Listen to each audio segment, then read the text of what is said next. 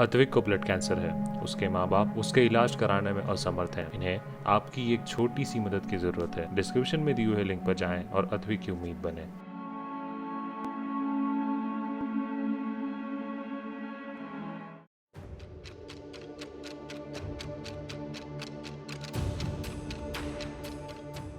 नए IT rules का पालन नहीं करना ट्विटर को भारी पड़ गया। ट्विटर को भारत में मिलने वाली लीगल प्रोटेक्शन यानी कानूनी सुरक्षा खत्म हो गई है। सरकार ने 25 मई को नए नियम लागू किए थे, लेकिन ट्विटर ने इन नियमों को अब तक लागू नहीं किया, जिसके बाद ये एक्शन लिया गया है। हालांकि सरकार की ओर से कोई आधिकारिक बयान या आदेश नहीं जारी किया गया, लेकिन ट्विटर ने अब तक नए आईटी नियमों को लागू नहीं किया, इसलिए उसका लीगल प्रोटेक्शन खुद ब खुद खत्म हो गया।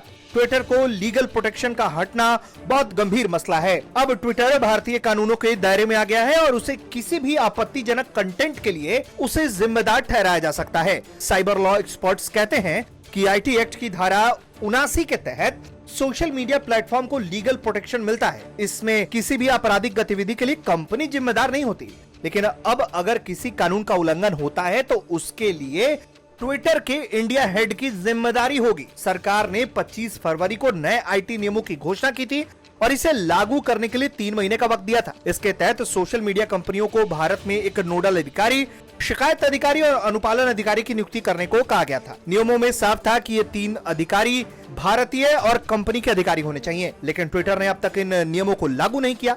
हालांकि सरकार ने सख्ती दिखाने के बजाय ट्विटर को वक्त दिया था ताकि वो नियमों का पालन कर सके। सरकार से जुड़े सूत्र कहते हैं कि 5 जून को केंद्र ने एक नोटिस जारी कर सभी सोशल मीडिया प्लेटफॉर्म को नियम लागू करने को कहा। 6 जून को ट्विटर ने सरकार को बताया कि उसने भारत में नोडल और शिकायत अधिकारी के रूप में एक व्यक्ति की नियुक्ति की है, लेकिन सरकार ने कहा कि वो कंपनी का कर्मचारी नहीं है और एक लॉ फॉर्म में काम करने वाला वकील है। बाद में ट्विटर की खिंचाई हुई तो उसने कहा कि कर्मचारी कंपनी के साथ कॉन्ट्रैक्ट पर है। सरकार ने इसे भी मान लिया, लेकिन उसके बावजूद ट्विटर की ओर से अनुपालन अधिकारी की नियुक्ति नहीं की गई। इसके वजह से केंद्र सरकार की ओर से ट्विटर को मिलने वाली कानूनी सुरक्षा अपने आप ही खत्म हो गई है, जिसके बाद उसके ऊपर पहला मामला यूपी के गाजियाबाद में दर्ज हुआ है, जहां गाजियाबाद में एक बुजुर्ग की पिटाई का वीडियो वायरल हुआ था, जिसमें कुछ लोग बुजुर्ग की पिटाई करते नजर आ रहे थे। इस घटना को सांप्रदायिक रंग देने का आरोप में गाजियाबाद में ट्विटर के खिलाफ पहला केस दर्ज किया गया। एफआईआर में ट्विटर पर भ्रामक कंटेंट नहीं हटाने का आरोप लगा है, क्योंकि लोग एक गलत तथ्य के साथ उस वीडियो का प्रचार प्रसार कर रहे थे, जबकि पुलिस ने बता दिया था कि मामला कुछ और ही है। ब्यूरो रिपोर्ट, भारत तक।